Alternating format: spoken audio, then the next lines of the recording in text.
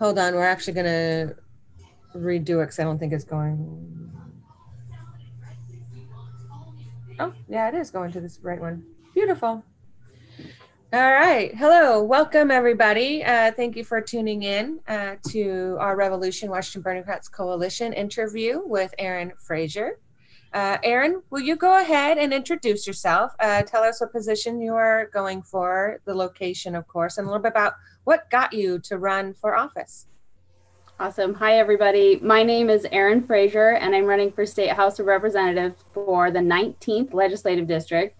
And before I say too much, I just want to, these guys want to say hello.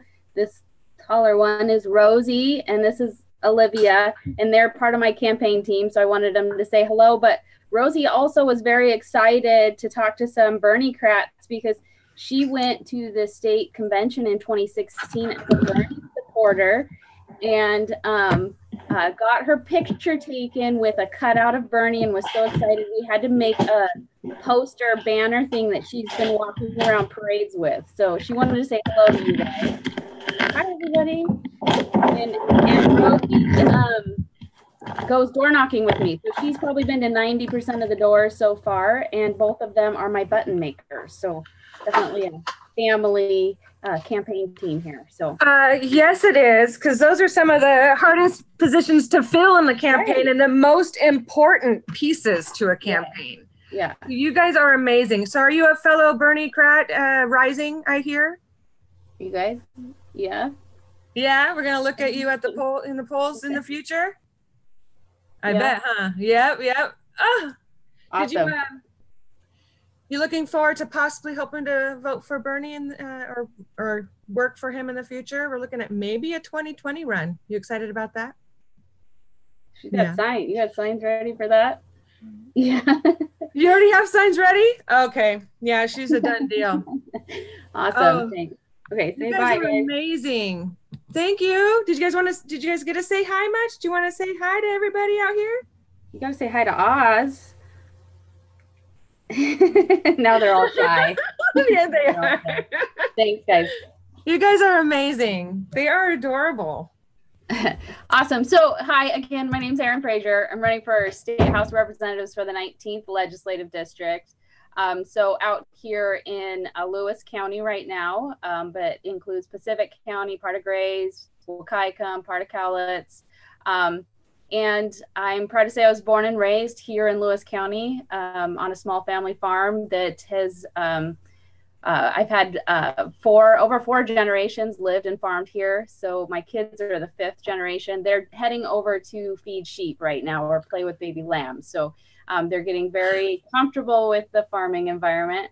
But I have spent my whole life here, and most of my career has been spent ensuring equitable access to education and the supports people need to get ahead and into family wage jobs. So vocational education, workforce development.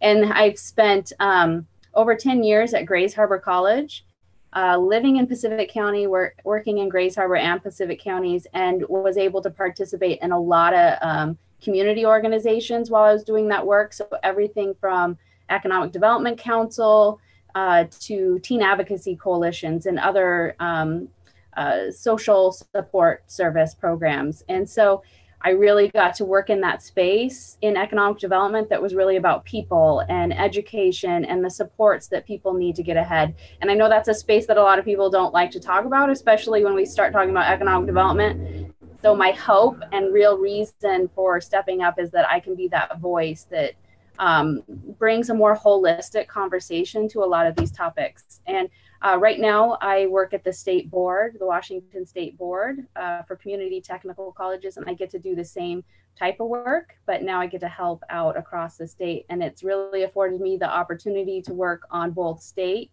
policy and federal policy. So I sit on groups like our Interagency Council on Homelessness and the governor's new poverty reduction work group, and some national committees around workforce education, and a welfare to careers national advisory panel. So I'm very excited to be able to bring what I know about policy work, both federal and state, and my involvement and experience in the community together to really help bring the voice forward of the people of this district. Wow. Okay, that was just a little bit that you do. That is absolutely brilliant, actually, because I really do look for, or I hope that, you know, people who are running will have, you know, some knowledge about what's going on, you know, in their community at the very least. And you more than do. You've taken even a step, like you said, you learned policy, you've learned, you know, I'm really excited about the here. Yes, it's nice to have somebody who's been out there in the trenches for so long. So thank you for being that person. Lewis County, Oz, isn't that where you're at? Yes, that is Lewis County. And I just wanted to interject here real quick because I've got a dynamite question for Erin that I'm working on. Who is your opponent? Who are you running against? And how far does the district that you will be representing, the 19th, what kind of coverage does that have? And does that gets into Grays Harbor, doesn't it? Yeah, so I'm running against the incumbent, Republican Jim Walsh, and this is his first term in. And the district is very large geographically. So it goes all the way into Grays Harbor, so mostly Aberdeen, Montesano, and then it goes into Wahkiakum. All of Pacific County is in there, and the new Lewis County is new to the district. So those lines were redrawn in 2012, became official. And so that cuts in a new piece of very rural part of Lewis County, and then part of Cowlitz. So we're talking Longview and Kelso predominantly. Okay, that's terrific. If you don't mind, Rhonda, I would like to hold my question till further into the interview because I don't want to take up any more time than that one will, but I would expect Erin has a terrific response to what I'm going to ask her. I promised, we met at a meeting of the LCIA the other night, and I promised her I wouldn't blow her up tonight. But I do want to offer her a challenging question that she will be able to answer, I know, without breaking a sweat. So if you would mind, check with me in a little bit. Oh, absolutely will. About how much time you're looking at. Schedule it right here. Give them the last 30 seconds. Right. Yeah. No, it's probably a 5-minute one for sure. For sure, a 5. Okay, got it. No problem. So one thing we like to kind of start off some of these interviews doing is Courtney, who's unable to be here tonight, did put together a list that we like to go down and just ask and have you answer either whether you think it should be something that's socialized or, you know, public, or something that's privatized, or if it might be a mixture of both. So just gives us a kind of an overall feel of how you kind of do things. Are you okay with doing that? Yep. All right. Social Security. So yeah, you're just gonna go word by word. Okay. Oh yeah, Social Security. Yep. Yeah, public. Go ahead. You can elaborate if you want, but we can go through and just say public, private. Yep, go ahead. Okay. Sorry, I get the name now. Sorry. Okay, no, maybe I should have explained it better. We've done it so long, I just figure everybody should know. Sorry. Foster care. Oh, foster care. That should not be privatized. I do not want to make profit off our children. Okay. Beautiful. How about childcare? Oh, I think that we need to have a combination there. So that's definitely a space that I work a lot in around ensuring access to healthy childcare options, early childhood education options. And I really think that that's a space that we need to entice our businesses to also ensure that they're providing access to it as well. So I don't think that's all on the public side. I think we need a lot more help in that area. Beautiful. Yeah. Thank you. Utilities, like, you know, including like, and within that, so utilities, of course, you got your water, your electricity, but we also want to kind of put in like internet or cell service ideas, if there's like a public option. So what do you think about those? Yeah, public for sure. So definitely grew up as a recipient of PUDs. And I do believe that our our PUD should be able to offer broadband services. Beautiful. Thank you. Of course, public lands, they're called public and natural resources, but in this day and age, some are being threatened to turn into some private lands. But as it stands, you know, lands in general are public lands and natural resources are, yeah. Yeah. I think that there is definitely public lands need to remain. We need to protect those public lands that we have. I know that there's a lot of hope for maintaining access to our natural resources and our public spaces. And I think that especially with this district, we need to, you know, keep in consideration those folks that do have private lands. They do want to support our environment as well. And so I think that there's a balance there that can be met to protect our natural resources and, you know, maintain the experience and livelihood of what we've experienced here in this district for so long. Right. How about banks? Oh, should we have a state bank? That would that would be helpful. Yes. Yes. Is that? Yeah. Well, that's kind of yes where we're going. So to be able to do some state or is ultimately what I want here. I want a Washington State Bank where we keep really a lot of our profits within our state to help us out. So thank you. Yes. Mass transit, airways, railways, ferries, buses, etc. Yeah, I would, obviously I support public transportation, especially when we talk about this in the 19th district. We have a lot more challenges to providing access to public transportation, very rural, remote areas. And so I think that's going to be a big challenge to be able to offer more access to people. And so I know that's kind of a different conversation that probably a lot of people want to talk about in terms of public transportation in Washington State. But I think that in that space, I believe my role would be able to make sure that we are integrating into that conversation. How does public transportation work in rural areas? Because I do not think that we've come to a space where we have answers for that. And so especially in my work in helping students access education, transportation is one of our main barriers. And just to give you an example, in some of the space that we worked in, you know, a student may have had to catch 2 buses, but they both leave at 8 o'clock in the morning. There's only one route that runs at 8 o'clock, one route that runs at noon, and one at 5. So how do you get your child to childcare? How do you get yourself to classes? How do you get back to work? I mean, it's just not. So I've lived that experience with students, and I even took it upon myself to try to navigate the system here in rural areas, and I can tell you it doesn't work. Wow, I didn't realize it was that little. Yeah.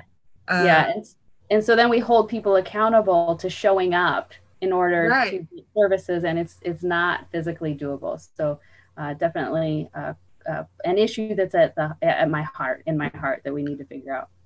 Oh, good. And we can talk about that more too tonight too, a little bit more in depth, because I'd like to hear. It's one of the things as I want to delve into what is the meat of 19th LD. So military and its associated industrial complex. Mm-hmm. Yes. So do I believe that our funds should be going there instead of to supporting people of our state? No.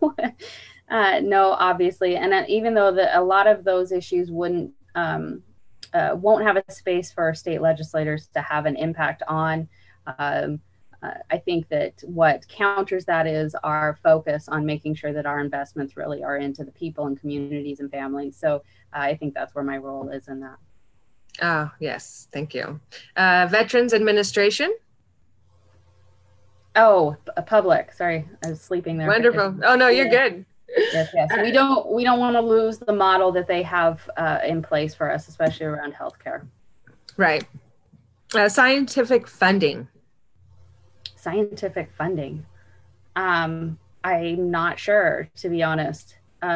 Can you elaborate a little bit? Maybe that'll help me. Yeah, well, there and kind of another one would be like space exploration, but scientific funding, a lot of it right now, the government pays for like studies of different medications or different things like that.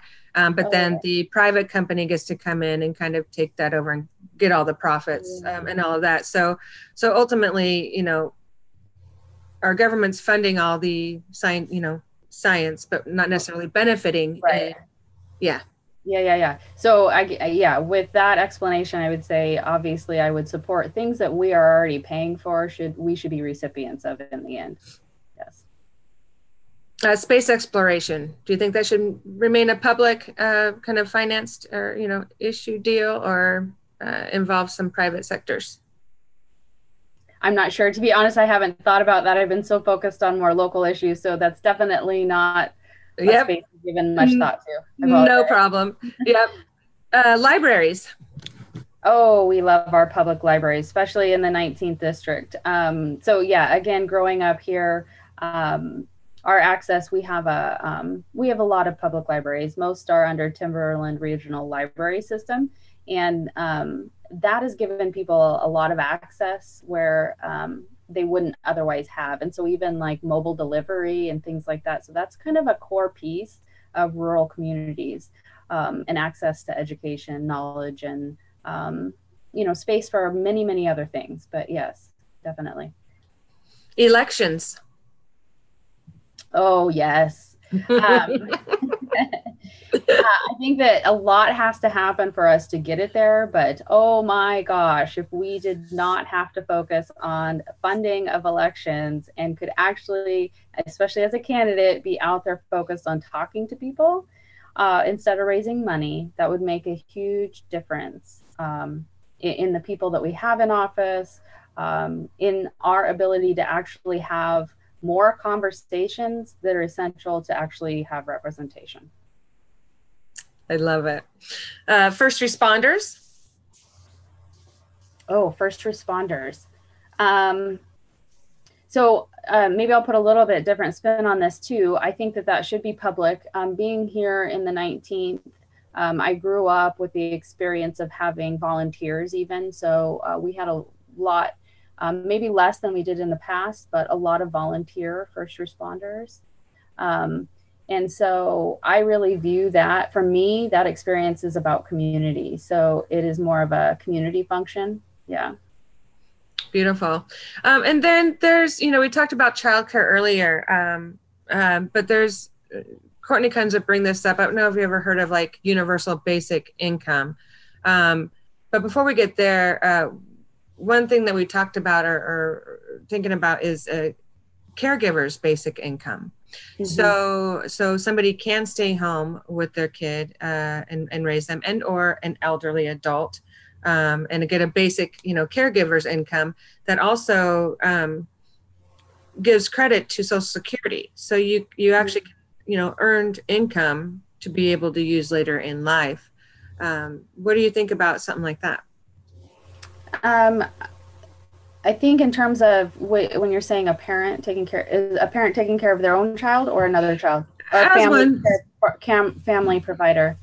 So I think go ahead. Sorry. Oh, go ahead. There's a couple different ideas. So right now you do have like caregivers to care for like elderly that can get like some help from the state. And some do use it as an actual job to earn that. No, this is in general. Because everything's becoming automated. There's been a lot of talk about a universal basic income. Like everybody gets a certain amount, to kind of help them out because automation. So instead of going that far, we're thinking about maybe caregivers' basic income, where those, instead of you getting help and trying to pay for childcare, somebody else to raise your kids, you get that kind of stipend yourself to be able to stay home. And raise your kids, or take care of an elderly, or take care of somebody else's, but that goes into a different realm. But basically your own kind of adult. Parents. Yeah, there's definitely a lot of different topics at play there, and I think a lot of different directions we could have conversations. And so, I have spent time around the family care provider with, working with people receiving temporary assistance for needy families. There's the option to have a family So I'm familiar with it in that sense, and caring for other family, elderly especially, or those with disability. I guess I step back a little bit from that too, because in the work that I do, I help people get on a career pathway. And a lot of times that could be in some of these career fields, so especially what we're talking right here, that actually don't pay a living wage anyway. And so we're helping people get into occupations that they cannot even sustain their family, they can't meet basic needs still. And so we're having to supplement with public assistance still. So we didn't break any cycle there. We didn't get them off of public assistance. And so most of my experience in this topic that you're touching on is in that space. So it's almost like I take it back a step further. There's so many of these positions that our society requires, right? We need we need CNAs, we need healthcare providers, we need early childhood education providers, right? They're societal needs, but we don't invest in them like the requirement that they are for our society. So I know that doesn't answer your question exactly, but that's a space. It kind of does, actually. About. Like, what do we do with this? Like, and then our stance is, well, let's upskill those people so they can get a better job. Well, that's great for that person, but then we're just going to backfill with somebody else. So we haven't created a solution, right? Right. There hasn't been. So yeah, we've been, because a lot of us are parents and or have had health issues too, so struggling and caretaking for other kids. It's a big thing for us. So we were trying to think of different things, different ways we could possibly do it. And plus you got this whole, everybody out there complaining about kids being out of control. There's no discipline. There's no, you look back at it and, well, when people are working 2, 3 jobs and you're just paying somebody to kind of keep an eye on someone, I mean, what do you get? So I take it you are in favor of really kind of giving the living wage to those who are struggling the most to be able to take care of. Right. There's a lot of different dynamics at play right there, and a lot of different issues we can tackle. And even with the child care piece that you brought up, ensuring that we have more than a daycare, right? That we have early childhood education options.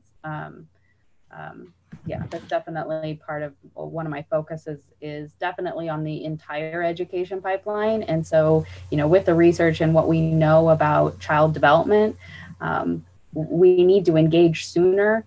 And so even though we've put a lot of effort into K-12 and we're not done there, we can't just move forward and forget about early childhood education. And that ties in to whether this, we're talking about childcare issues. Well, but early childhood education has to fit in there too. So the entire pipeline. So definitely a core value of mine as I've spent the last 13 years working on education pathways, right? Yeah. Okay, so I love that education is a big piece of yours. And right now, we're supposed to be fully funding our educational system, right?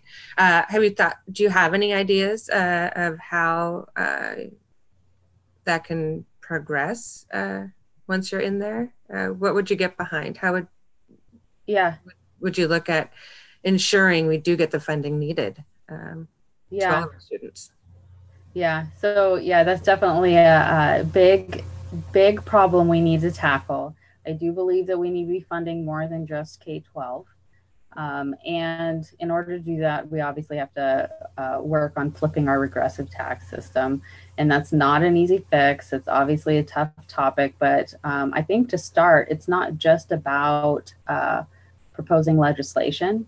It's a piece of education that needs to be put out to folks. We really need broad support. We're not going to get that without an understanding, right? And so we need to present information in a way that people are going to understand what we're talking about, and why there's a need for change, and what the outcome of that change will be. And it's hard too, and part of that's understanding our state's budget, right? K-12 education is is in our Constitution, that we are going to provide K-12. And the piece of the pie that takes up is huge. And so especially, I always think about this because even though I work in education, it's mostly been in post-secondary education, and we try to support whole families. So, with the child also getting getting the education they need. But there's all those other pieces, right? We know, well, I guess I fight to help people understand that we don't just do education in this entire pipeline, because we can't just put somebody in a seat and we can't just work on the instruction, but there's all those other supports that are required to help somebody be able to focus on their education and not worry about, is there dinner tonight, or where am I sleeping, or how do I get there? And so, but when you think about that, and then think about our state budget pie, and K-12 takes up such a huge percent, and it's the protected part. So everything else outside of that is up for grabs. And then we're fighting over whether we're supporting mental health or social services or post-secondary or early childhood. So again, it's about that holistic look at what we're really trying to do. And we say that, the education piece is what we're going to constitutionally protect, but it's not good without all the other pieces, right? We have to have whole family supports.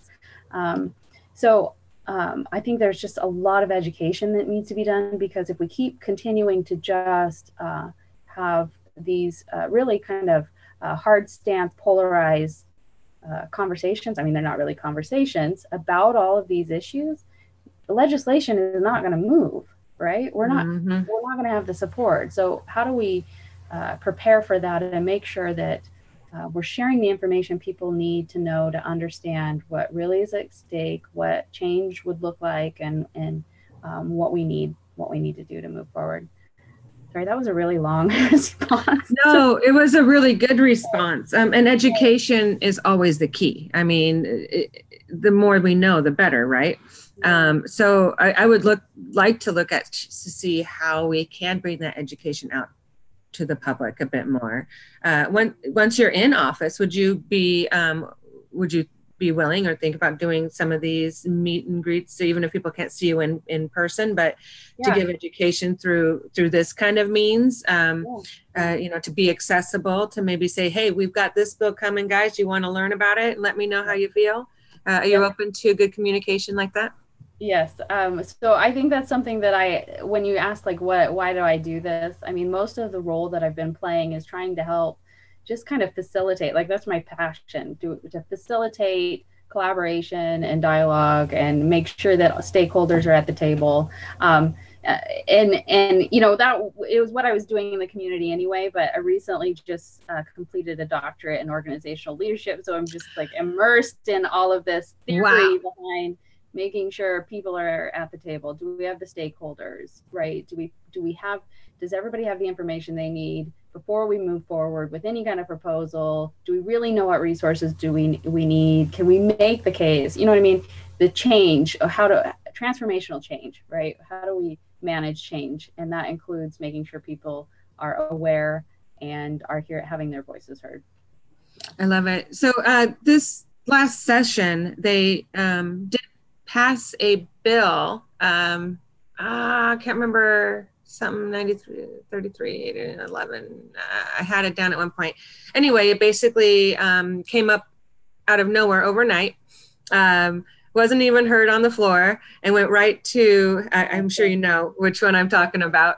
So how would you handle a situation like that? Would you feel comfortable voting on something that you barely had a day to look over?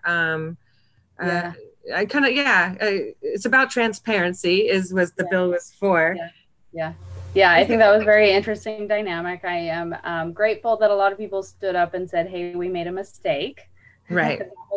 That's actually, I think, a good turn in the end. And, currently doing policy work, I laugh a little bit. I laugh because that's kind of the process we live in. And being somebody that has to track bills and watch, there's been moments where it's like, hey, 15 minutes before you're going to testify, here's the new version. Like, great. And so I've actually been thinking a lot about that in terms of like, how do we ensure true participation in the process, right? And with the way that it's set up right now, it's almost impossible. So when we talk about like, why do we need lobbyists, or how do we, what we've created that system, and it's because it's so fast paced. And Yeah. how do we kind of break that up and allow time for feedback, right? Because it's impossible for the general public to participate currently, monitor bills. I mean, especially, right? Working a full job, come home, kids are there. You are going to not have any clue what's going on. So definitely something I've been thinking a lot about, and how do we ensure that people are aware of what's going on? And that's obviously more than what one person can do. So I would hope to have a team of people that are able to help spread the word about things. And I'm definitely somebody that does not think I know the answer to anything. And I expect people to be giving me feedback and help me stay in touch with what's going on, and really utilize the voice of the people to push things forward. That's wonderful. Actually, let's go out. Summer or Mariana, do you guys have any questions you'd like to ask Erin, since we have her on? You'll need to unmute yourselves if you'd like to talk.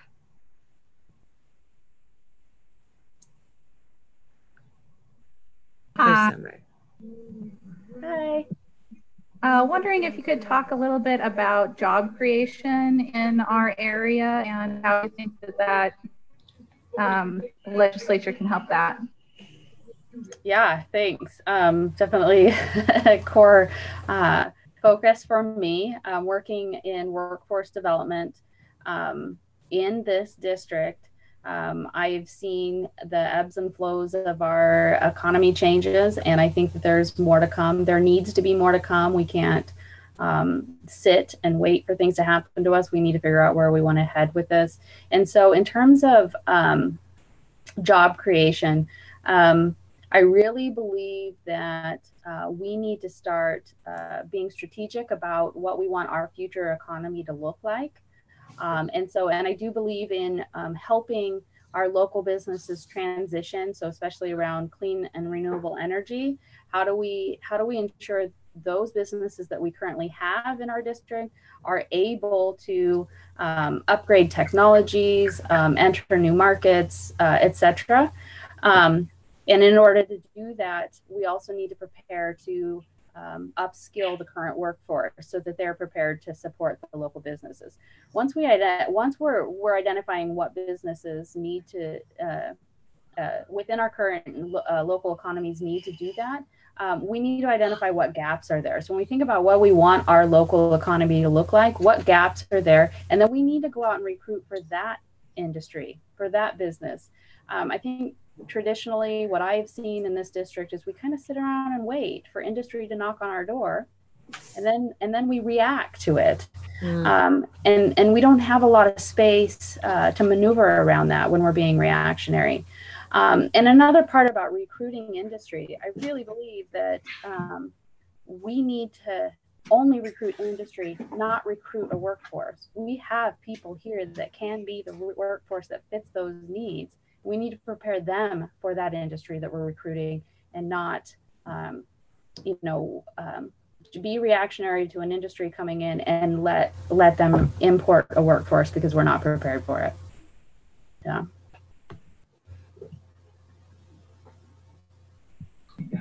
Yeah, I think that's a really good point. There's a situation in Longview right now where there's a data mining company that wants to lease the old water treatment plant.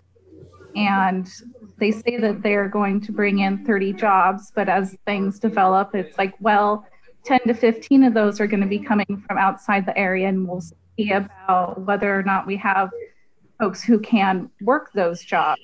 So it's exciting to see some kind of technology. I'm sure that data mining is actually what we want, but it's moving in the right direction. We haven't had any tech development, but it's not going to help any of our people if we've just got folks coming up from Vancouver and Portland to fill those jobs. Right, exactly. I'm into hemp. I think that will help a lot of our issues in Washington, because you've got, we can farm it. We don't have to use timber. It turns around quicker, of course, than timber. You got to work the farm. You've got to process. We got processing plants, right?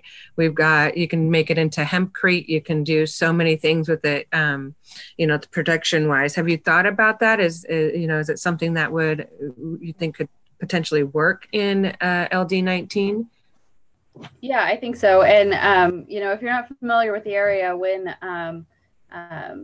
marijuana was first able to be grown, processed, one of our harbors, one of our ports allowed a lot of those spaces to be leased for that, whereas many neighboring areas put moratoriums on the industry.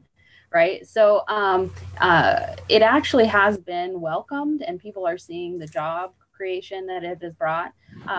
But I think that part of the barriers to expansion are getting around the federal policies and regulations that prevent the business side of this. Right. So we could be seeing a lot more investment in the communities if we had for example, the banks, that's another example of having a state bank that would help.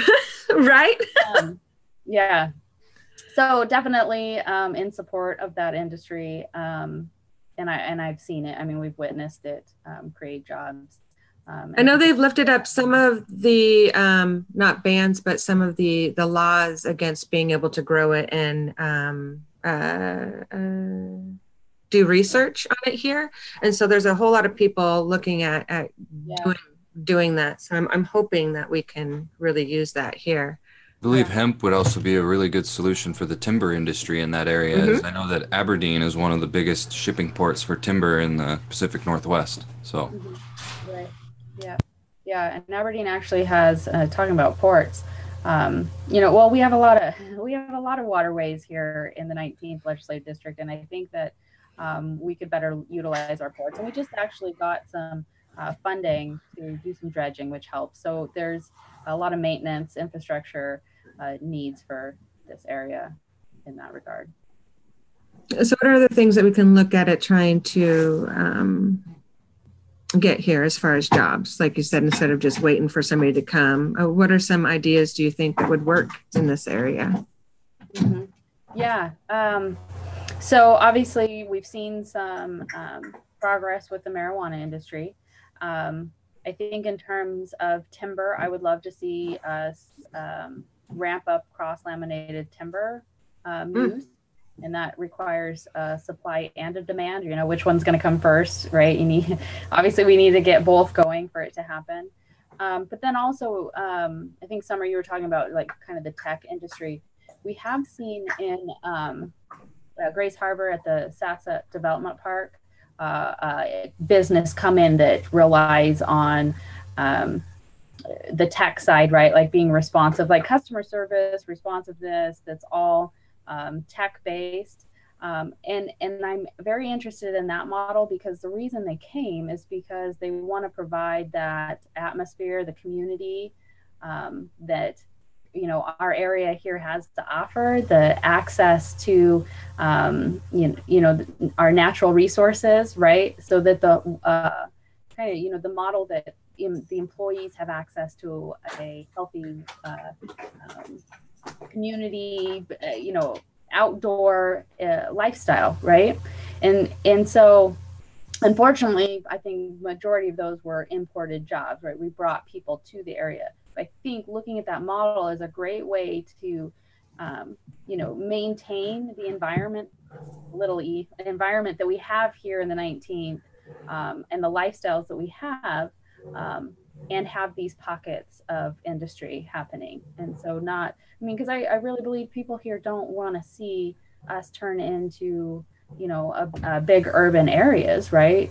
We're here because we like this environment. And so you're going to always be juggling that. How do we grow economy and maintain our current lifestyle, right? And so I think that's a good model that we could be looking at. I like that. Thank you. Summer or Mariana? Anymore? Where's Mariana? Oh, can't hear you, Mariana. It might be other mic need to turn on.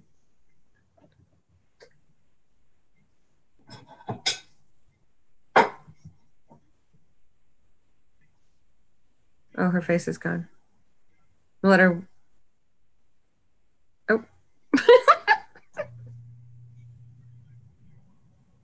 Nope. You can look at your microphone thing. Oh, she put herself back on mute. If you figure it out, just jump in, let us know, okay? Or you can type your question. Yeah, type your question into the chat box and we can ask it for you as well. Summer, were you wanting to ask another question? Nope. All right. Hey, Oz, go ahead. Ask away. Well, I'd like to start out my question, if you don't mind, take a little pressure. Erin's been going for 45 minutes, and I'd offer a little levity here real quick. Just bear with me 1 second. I want to ask you, after this, there's no turning back. So what I want you to do, Erin, is if you take the blue pill, the party's over.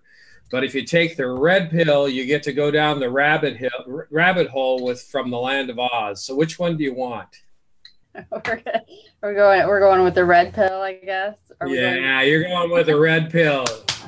First of all, to start my question, I'd like to say, are you a progressive? Do you feel you're a progressive? That's a very interesting question, and not to say it's a hard answer. I feel in my heart I am. I also feel that I have the experience of growing up in this district that puts me in a good place to be somebody that can create conversation, create space for conversation that has not been there. Does that make sense? No, absolutely. I think that's really good, because being a progressive in this day and age is sometimes you have to really think about how you approach your constituency and campaign at the same time. And that leads me to the next point on campaign financing. What's your feeling about taking money from large special interest donors? Yeah, so my first, do I have more than one answer to this? My first answer, and I have supplemental.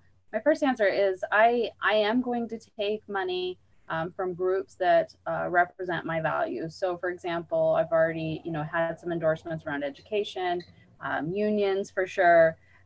So definitely those that are in alignment with the values that I uphold anyway. I think that a broader question that you're really asking is about reforming how we do this. And I think I've thought about this a lot, and it's really difficult that we have to play this game, right? In order for us to get people in positions to make changes for the future, we have to play within the game that currently exists. So I think, it'd be like we're playing baseball. You want a baseball scenario here? I'm not going to play baseball without having my first baseman. But still, I am not willing to take funds from groups that are not in line with my values. Okay, that's terrific. And since you offered a baseball scenario, I've got a scenario, and there's some subtext to this scenario that I won't get into. However, it will become very apparent after I start my question. Now, the Wallapia Bay oyster growers have just been turned down a permit to use pesticides by the Department of Ecology. Now, some might say that being a representative puts you in a very difficult position if you happen to take some money from special interests in your campaign, that you can't come through if they are supporting one aspect that the Department of Ecology is totally against and the public is behind. It's kind of a convoluted question because I don't want to start this back and forth about other candidates or other representatives in that area. But how do you feel about that, the Department of Ecology, as far as protecting the public good and our environment? And how would you deal with that? Say you got stuck in a position between maybe some of your donors that don't like what the Department of Ecology does. Mm-hmm. Well, in general, my answer, I don't think that there is any contribution that would change how I'm going to address issues. So definitely, I guess I just don't have any concern with that. Like, I don't even think like I would worry that, you know, if I take somebody's funds, if they're going to contribute to my campaign to help me get in office, that actually designates certain votes to be coming out a certain way, or certain reactions to a situation. So I have no concerns that way about myself. I hope other people don't have concerns about that. And yes, you went in circles with that question a little bit, Oz. So what's another piece that you want me to address? Well, actually, the circle's coming back to what you said before is about special or donors that align with your how you believe legislation should go. Mm-hmm. It's not always going to happen, and I'm happy that you responded in such a way, because you're on record. You are not going to be any different than what you purport to be to the constituency, right, which gives me confidence in supporting you for this, because so many of your fellow representatives on both sides of the party line can't seem to do that. So thank you for answering that. And it was tough, because we certainly have some passions about protecting the Department of Ecology with the current administration's attack on all of our regulatory commissions that are trying to keep us safe, and they're trying to put us away. So thank you for that. And being that you're basically saying you're going to stand up for the Department of Ecology and all the other departments that are in the public good. Mm-hmm.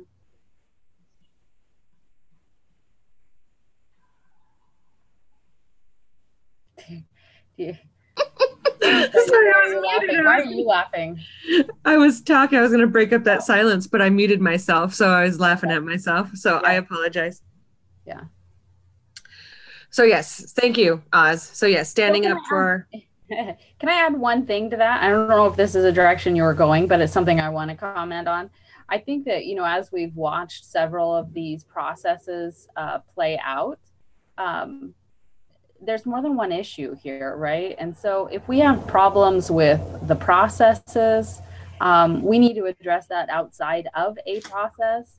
If we have concerns or issues about levels of protection, we need to address those outside of current processes. So again, it's what I'm seeing about us being reactionary to things. Let's just not wait for something to happen and then react about it.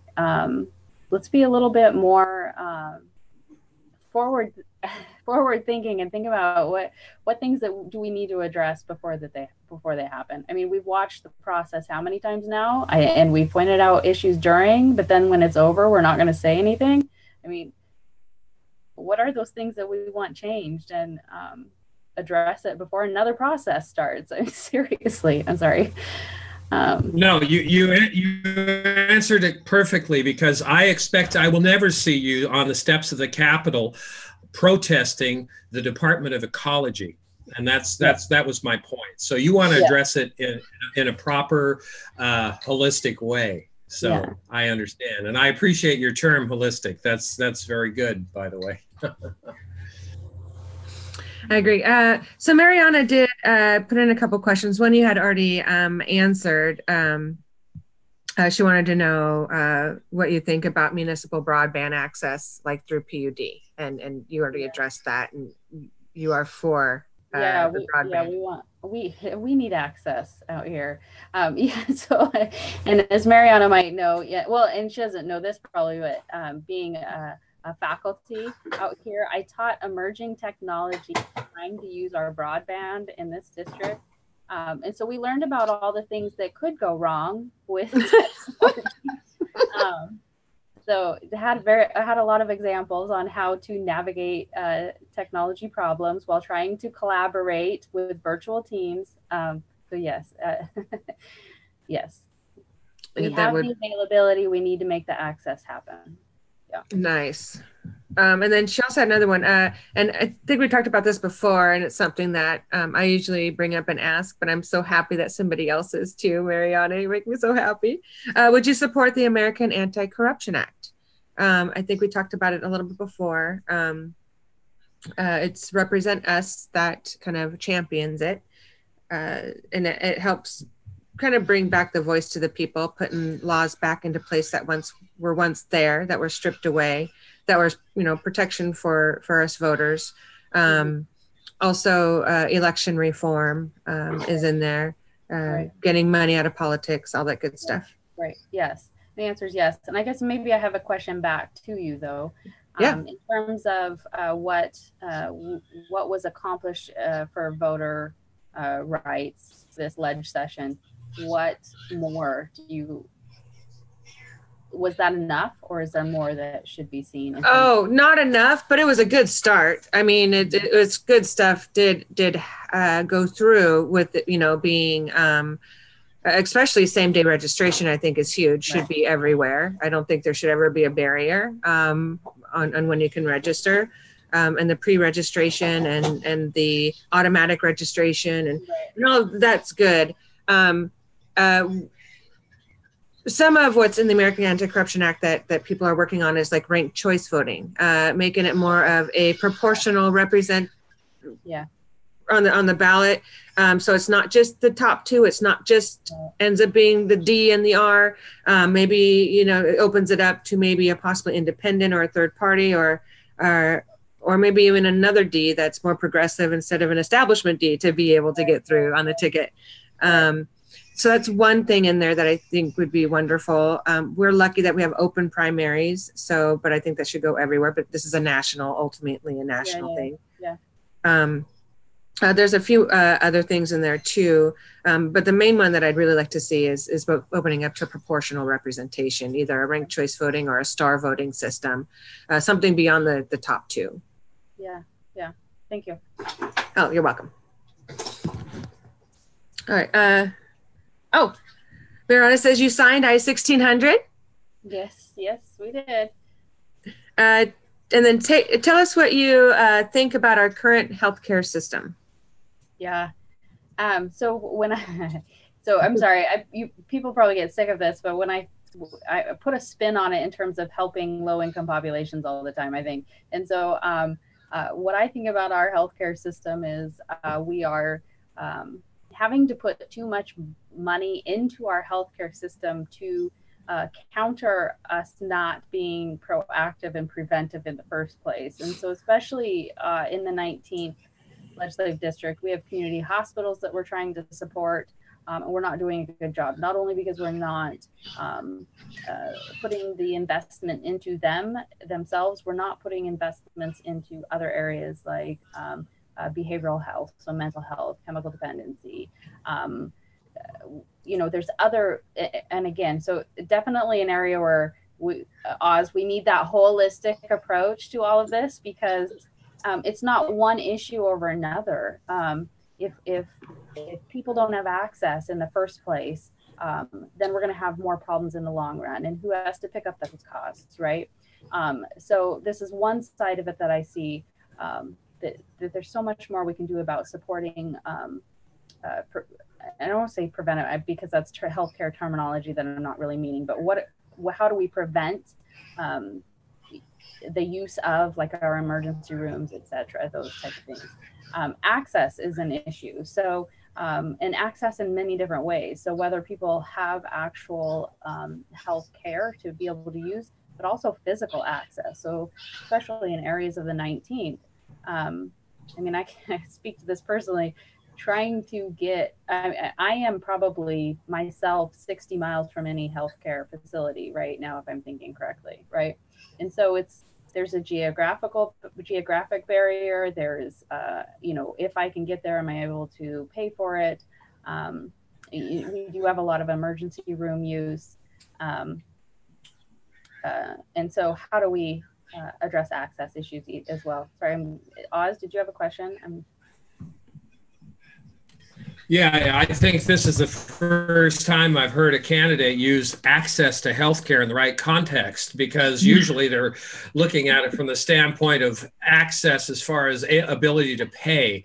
And this is something that I would encourage candidates to focus on more. Very good, Erin, because access is kind of a taboo term in the progressive community. It's like pragmatism, access.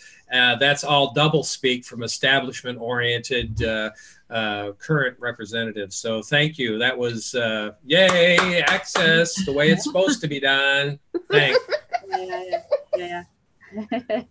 But, and then I guess just in general, I would add that I really don't believe that anybody should be making profit off of the welfare of people. So it's foundationally, but when I'm, at the core of the work that I've been doing, different access pieces of healthcare really impact the people I've been trying to help. So, and family, friends. I mean, we live this. So yeah. Man, yeah, I did like the use of your access there too, because it is usually when you can walk into a clinic. That's your access. Doesn't mean that you can actually get the care that you need. So I love that. You did bring that around. Okay, we've got Mariana just going over here. Okay, so we've got, have you thought about how to reform the foster care system? Yeah. Oh, that's very broad and big. I know.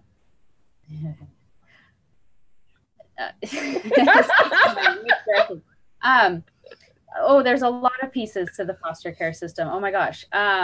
What do we want to tackle? So can I start with something like personal? Like, you can always start personal. I've always struggled with this. Like, we have always wanted to foster, right? But we never had the space, like the actual physical space in our house to do that. And so I always was like, how could we help? Like, we have so many, and especially, and I'm sure this is the same everywhere, but living here in the 19th, I always hear like, we have X amount of kids that need a space, right? We need a slot, and we're having to shift them out of the county somewhere else to provide that space. And how many people actually would foster if they physically were able to? And so it just boggles my mind. Like, can't we put extra rooms on people's houses? Can't we put a grant? I don't know. Can't we funding adding rooms on houses? So that's kind of probably really random and not what you're going for, but and then there's just so many other pieces to this, and I think it all really ties into how do we support those youth? And so I've always seen this in terms of foster youth aging out of foster care, or graduating high school and coming into our system. So being with the community and technical colleges, and how do we support that pathway? The cliff effect, which we talk about in a lot of different supports, whether it's childcare or transportation, or cash assistance or food assistance, but also in the foster care, aging out and then good luck. Are you kidding? How do we help at that point?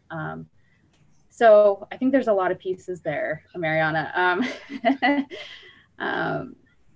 But definitely, a space that I think we just have to take a different perspective on, and how do we help people, right? I don't know. I like I like your out of the box thinking, because that's what you were just talking about, adding, extra houses on. I took in 2 children who are my niece and nephew, but I don't get as much support as I would if they went through the foster care system. I mean, hardly like anything. Right. So it'd be nice to also maybe bring into some help. But I would have taken in more, honestly, if I had the space. I mean, I found that I'm really good at this, and I would love to help other children, but you just can't. So I love the idea of either adding on some rooms, or maybe even upgrading into another, home with extra rooms to help offset that, amount. to help cover that. I think that's a great way to start, because that is a big barrier, is not having the room for that. So I love that. So thank you. I don't know if Mariana is satisfied about the whole thing. I know it's a whole bunch in there, but I'm happy with that. So there you go, Mariana. Oh, she says, tell her I'll lay off. She's laughing. Okay. So this is another probably big one. Yeah, Mariana, I know where you live, remember? You guys, I door knocked and found out where Mariana lives. Oh, that is beautiful. I love it. A testament that you are knocking on those doors. See, she is knocking on those doors, peeps. Yeah, it was pretty funny. We'll do a couple more here. I know it's probably getting late for you. So, so in general, again, this is kind of a general one, but what's your position on turning around the level of poverty in our district? You know, homelessness, substance abuse, the criminal justice system. So that's another big question, because it's so definitely. There's a lot there, and it's one of my areas of passion, obviously, and breaking the cycle of poverty. And so a lot of the work that I currently do and focus is how do we do 2 generational strategies to ending the cycle of poverty. So I don't know if you're familiar with those terms, but it's like the whole family approach. Like we have so many services that it's like, well, if you're a single person, right, no dependents or anything, we have these services for you. And if you are a parent, we've got these for you, and we're going to help you with this. And then over here, we might help the child with this. And how do we bring that together to provide holistic family supports, 2 generational strategies to break the cycle of poverty for intergenerational poverty, right? So again, we have to think about this in terms of different root causes of poverty. And whether we're talking about situational poverty or intergenerational poverty, I think there's different strategies for both. I really am passionate about ensuring we break down those systemic barriers to poverty. I do not believe that it is that the individual has caused poverty. There are systemic reasons for poverty and causes, and until we start looking at those, we're never going to make a dent. You know, for example, like just you know, criminal justice system. I think there's so many pieces there that we could reform policy so that we're not creating systemic barriers, that we're not creating the cycle, we're preventing people from actually getting ahead, right? So even like fines and fees, like we have systemic policies that make them equal, not equitable, right? And so we're really going to give somebody a fine that's going to cause them to lose their license. That's going to mean that they're not going to be able to go to work. That means that they're now going to lose their job. That means now they're homeless. I mean, why are we doing that? So there's a lot of space there for breaking down those systemic barriers. And this is like the simple answer to this, because obviously there's a lot of people with a lot of knowledge around what we're doing to help people get out of poverty, and we're still struggling to find what the answer is. There is no perfect answer out that, and I think we have to be willing to accept that and know that there's not one answer. There's many root causes, and we need to well, and again, so this brings me back to one of the main reasons we can't look at one issue at a time, right? Everything is so interconnected. And if we don't have those holistic conversations, we're not going to make change. You can't just talk about transportation when there's a childcare need, or you can't talk about, getting somebody into a job when we're not addressing health care, right? Everything is so interconnected, and it all interplays into root causes of why we have people experiencing poverty. Right, and that's very true. So much. One last one from Mariana. So this is specific to Gray Harbor. So how do you feel about Gray Harbor having one of the highest incarceration rates of our juveniles in the country? Mm-hmm. Well, to be honest, Mariana, I did not realize that. And so I have not thought about that. But But now you will, huh? I am going to think about that. But in general, like anytime we talk about incarceration, my first thought is it wasn't necessary in the first place. Was there not alternatives that we could not have interceded and helped a person move forward? And again, that goes to some of our policies and create systemic barriers. So it definitely have been touched by, especially those that we're trying to help re-enter. I don't like that terminology, but somebody that's re-entering and all of the barriers. So now we've almost created a barrier that wasn't necessary for them to move ahead. And so we're not, it's not a benefit to society. It's not a benefit to our communities. And so, yeah. Okay, well, I'm sold. I'm loving all of your answers because you really do have what I could tell from this interview today, that basic knowledge and that, like you said, is that passion of poverty, all these different factions into it, and how it's not just one thing. You know, we take care of each other. We uplift our most vulnerable. Everybody gets lifted up, and that's what I get from you. You understand that that whole aspect of it. So. Man, thank you. Thank you so much. Any other questions for Erin? Oh, yep. Brian. I know. I have to disclose again that I am really, believe it or not, a very strong supporter of Erin. However, I haven't donated to her campaign yet. Well, I got to sell a house first. But no, I want to thank Erin. But Erin, I think that your candidacy and you as the candidate is going to have great appeal to not only millennials and boomers like me, but Gen Zers are really going to like you because you connect with the right oration, the right terms, holistic approach, and a systemic look at things. Because politicians especially, keep coming at us, and I say us, progressives and people who, with the concept that, oh, it's too complicated to explain things to us. My point is you've explained your positions extremely well tonight, and stay on track because it has a multi-generational appeal, and candidates such as yourself and Amy Villela, who we did interview today, are the future in politics. And I have to say, I'm really proud and honored to be a supporter for you. So, and that's all. So I just wanted to let you know. Thank you. Thank you. I appreciate it. Dang, I should have let him go last. Well, there's one last thing we're going to do with her. So, okay. So in doing some little bit of research on your district and stuff, I see that oil and gas is one of the biggest industries in that area. And we're battling the LNG in 253 in Tacoma area.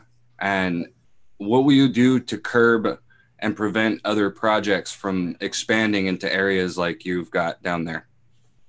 Yeah, and so I think that comes back to my thoughts around how do we get strategic about the future economy we want to see, right? And we can't wait. That's exactly what I'm talking about. We can't wait for industry to knock on our door and then be reactionary about it, right? And then we don't have dialogue at that point. We have, well, in most cases, it's jobs versus economy. I don't think that we need to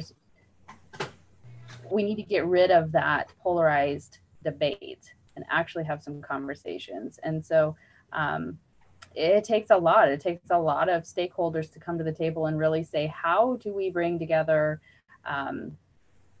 civil society and business and government to have a conversation and design what the future economy needs to be. There's actually a lot of conversation right now about rural development for the 19th legislative district, especially. I'm very excited about that, but I'm not so sure all the players have come to the table yet. And so, hopefully we can create that space. Obviously, I can't create that space right now where we're campaigning. There's no space for anything right now. But once elected, I would hope to be able to facilitate creating that space so we can have the right people at the table to design that. It's not a quick fix, right? Everybody wants a solution like, oh, well, we're going to do this industry or whatever, and that solves the problem. You have to take the time to get the result that you want. So that's my hope. Yeah. What would be your priority, environment or business? See, you just did that though. You just made it jobs versus environment. That's a no-no. It is not jobs versus environment. It's true, because hemp can help with the environment and jobs. Hemp, regular hemp, but we're not even talking marijuana here. Hemp. We can build jobs with a green infrastructure is what I'm getting at, is what I'm hoping that you're getting at. Yeah, so this is what my belief is. We need to sustain jobs right now to sustain our well-being for families. And we need to talk about how do we do just transitions, right? Fair transitions for both business and the workforce. And if we go out saying that, hey, we want to make it from A to Z, and we want you to turn around and do Z tomorrow, nothing's going to happen. No progress is going to be made. We have to help people move from A to B to C, right? We have to take the time to get there, and we have to be fair and just in those transitions for both business, industry, and our workforce. So it's not jobs versus the environment. Sorry. But I respect your view, and I see where your priorities are, and I just want to say thank you. So carry on. So if there's nothing further,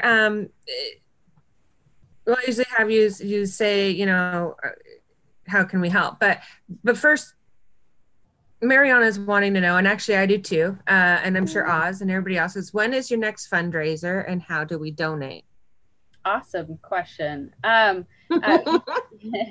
You can donate online. So I have a link to donating from my website. The next big fundraiser hasn't been scheduled. I've been really focusing on small gatherings. So house parties, you know, inviting friends and family, neighbors over so that we can have actual conversations. So that's the focus right now. With, if any, you know, looking for more hosts, but that way we're really having kind of that neighborhood conversation. And so that's the focus right now, but there will be some bigger fundraisers in the future. Yeah. Wonderful. Is there anything that we haven't touched on that you would really like to make sure that we do know about you? You know, something specific that you want to make sure that you're able to speak about that we just didn't get to tonight? Oh, good question. I think that, I think we've covered everything. I mean, my biggest passions are around education, helping people get ahead, obviously poverty, reducing poverty is in there, economic development, but that more holistic, raising, you know, strengthening communities, families as the foundation of economic development. So I think we probably have hit most of my main passions. Thank you very much.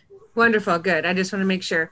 So now is the time for you to go ahead and, you know, if you have a little stump speech, go ahead and do it, but make sure that you also, again, you know, say your name, what you're running for, your website. So we, you know, give the website address so we know where to exactly find you at. And anything else that you need from us, you know, of course, volunteers, phone rate, you know, whatever, you know, let it go. It's all awesome. yours. Okay. Yeah, again, my name is Erin Frasier. I'm running for state representative for the 19th legislative district. Born and raised in this district, so I feel like I really have the foundation to start conversations where conversations may not have been happening in the past. Very passionate about equitable access to healthcare, education, and jobs. And I think that we really need to be having more holistic conversations to ensure that we put in place strategies that help people get ahead, that we start creating a solid foundation for the future economy that we want to do that by doing healthcare, education, public safety, infrastructure as investments, not costs. And we start viewing people as our greatest assets. And you know, I think that I bring a lot of experience to my candidacy from being volunteers within the community, being a volunteer within the community, working in higher education and supporting the whole pathway, and having my roots here in the community. And so I really think that my upbringing, my education, my experience, and really my passion for facilitating collaboration and dialogue have set me up to be a true representative of this district. So I hope that I earn people's support. And you can find out more information by going to www.peopleforerin.com, and 4 is the number 4.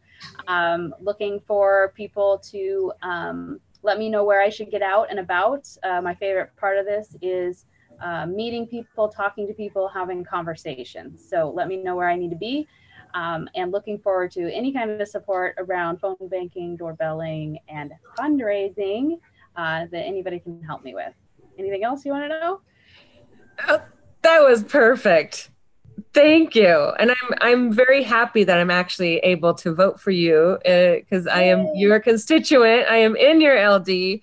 So yeah, I thank you for coming on. I really appreciate it. I learned a lot. Awesome. And I'm 100% behind your campaign. So Yay, thank there you are. All right, I'm gonna go ahead and end the live stream real quick. Just give us a second.